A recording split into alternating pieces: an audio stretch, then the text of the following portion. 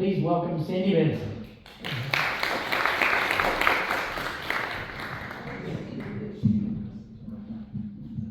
Is that about right? Can you hear me? Okay. What you didn't say is they were just hard up for storytelling tonight, but I gotta read mine. Thank you for the opportunity, and thank you all for being here. And my story is not nearly as sweet.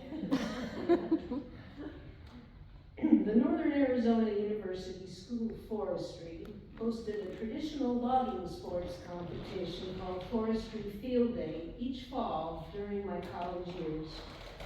Winners advanced to a team that the following spring attended a national intercollegiate competition called Conclave.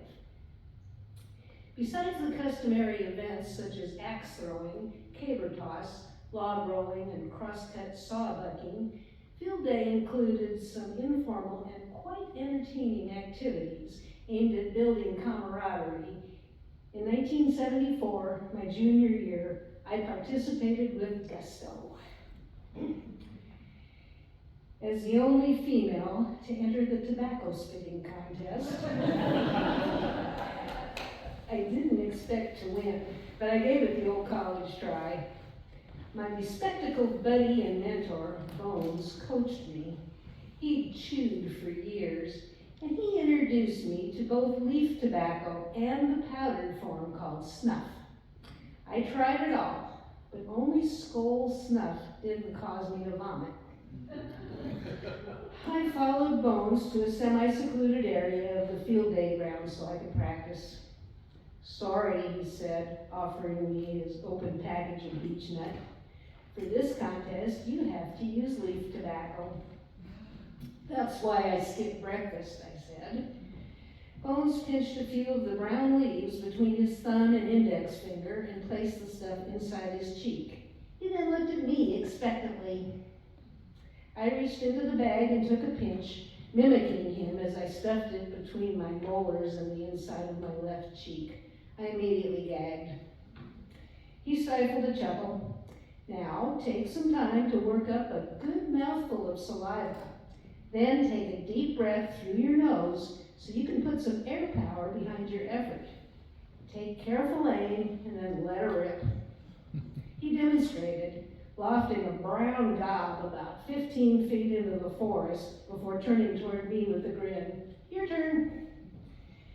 Dizzy from the chew's nicotine effects, I wobbled backwards and then regained my balance.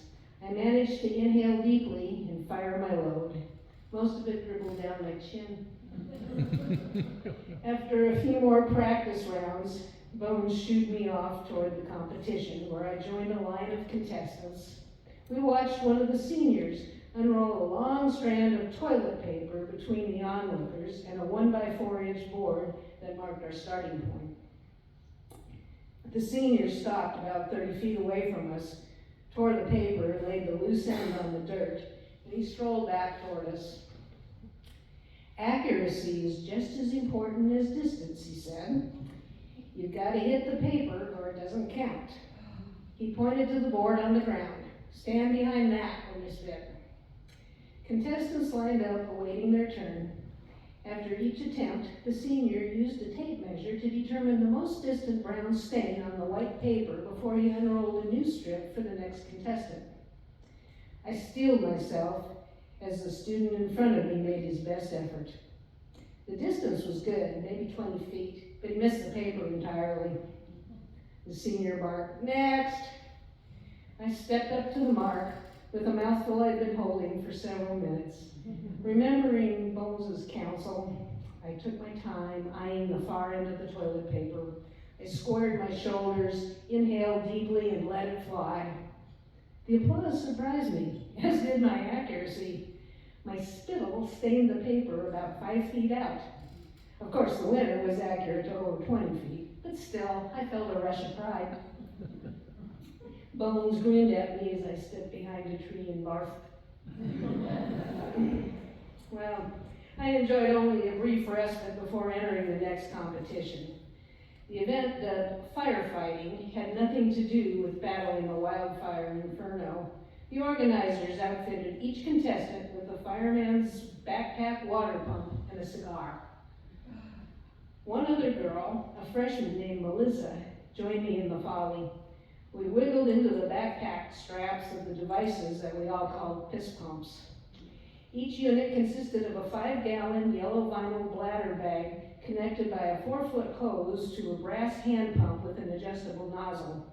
The contraption weighed about 46 pounds with a full bag, so I knew it would require some effort to chase my opponents. I pumped the nozzle tentatively and out squirted a clear scream. I eyed the circle of rowdy students surrounding the 45-foot diameter ring etched into the dirt and said to Melissa, "Let's save our ammo for the guys." She nodded. We placed the cigars in our mouths. My friend Bones appeared out of nowhere with a book of matches and his signature grin. "You have to bite the end off first," he said. I remembered seeing that action in a movie and tried to recreate it using my best tough guy stance. I spat the end on the ground and Melissa followed suit, grimacing. The referee, the same senior who ran the previous event, stepped forward and whistled to get our attention. The object of this contest is to keep your cigar lit while trying to extinguish everyone else's stogie with your piss pump. The last man standing, he said, winking at Melissa and me, wins. Bones lit a match, and we girls puffed hard to get the smokes going. "You're all set," he said as he nudged us into the ring. After my earlier experience with beechnut, the cheroot seemed like a piece of cake, but keeping it lit, not so much. The best defense is a good offense, I decided, and I raced toward Craig, a burly sophomore. Catching him off guard, I managed to hit his face with a couple of dead-eye blasts. He sputtered, and then focused his attention on keeping his stick lit instead of bothering to come after me. I puffed energetically and produced a big billow of smoke. My peripheral vision caught a quick movement to my left, but before I could react, a jet of liquid hit me square in the mouth, nearly knocking me over. The soggy cheroot remained clasped in my teeth, but it showed no signs of life. "Dang," I said as I tromped out of the circle. Melissa met me at the edge, even wetter than I was. "Well, at least we tried," she said. Bones grinned and tipped his cap. As the shadows lengthened, my friend Lisa beckoned from the bank of the muddy pond called the stock tank on the edge of the field day grounds. "Hurry up," she called. "Burling starts in 5 minutes." Shivering in damp clothes from my firefighting misadventure, I rushed toward her.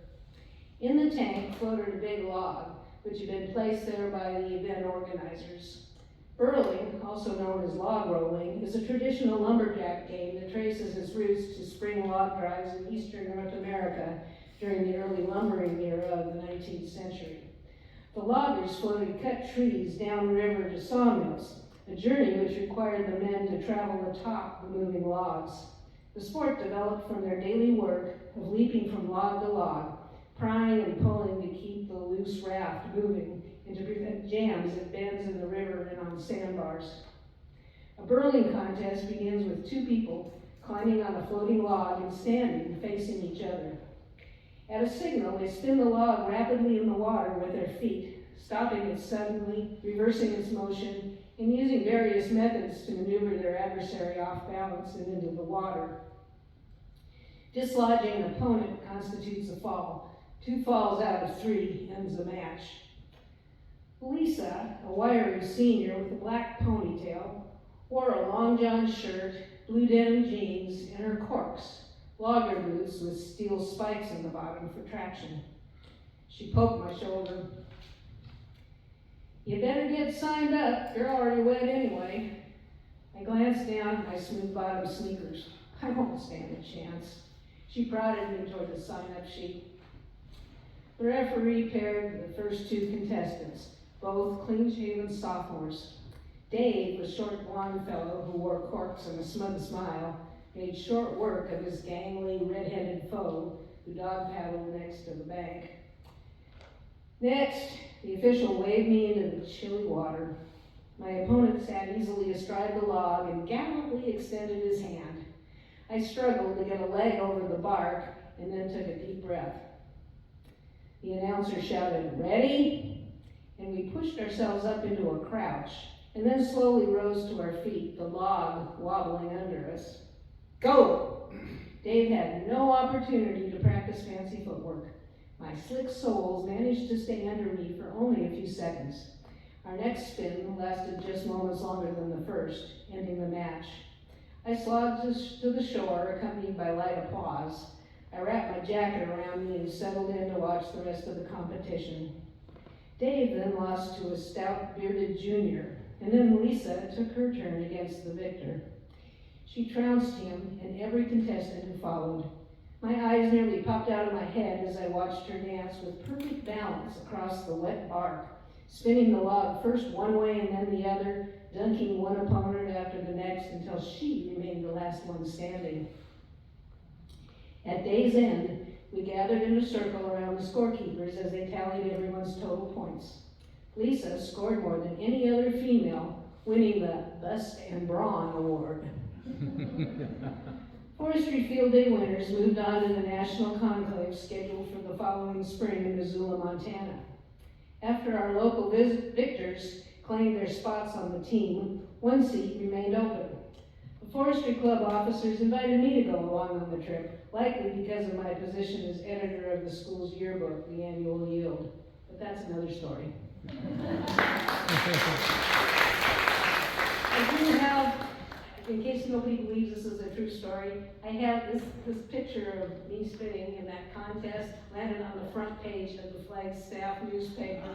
And I have that clipping here for you.